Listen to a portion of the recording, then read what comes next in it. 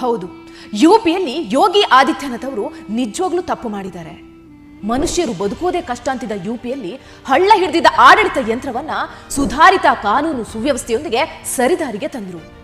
ಗೂಂಡಾ ರಾಜ್ಯದಲ್ಲಿ ಮಹಿಳೆಯರಿಗೆ ಸುರಕ್ಷತೆಯನ್ನು ನೀಡಿದ್ರು, ಸುಧಾರಿತ ಶಿಕ್ಷಣ ಕೊಡಿಸಿದ್ರು, ಸುಸಜ್ಜಿತ ರಸ್ತೆಗಳನ್ನು ನಿರ್ಮಿಸಿದ್ರು, ಹೊಸ ವಿಮಾನ ನಿಲ್ದಾಣಗಳನ್ನು ತಂದ್ರು, ಭಾರೀ ಪ್ರಮಾಣದಲ್ಲಿ FDI ತಂದ್ರು.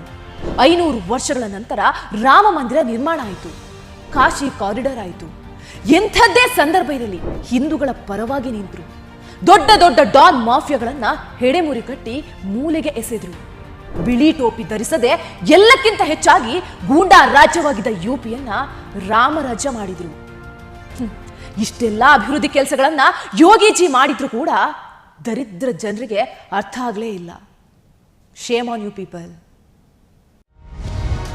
ಟಿವಿ ವಿಕ್ರಮ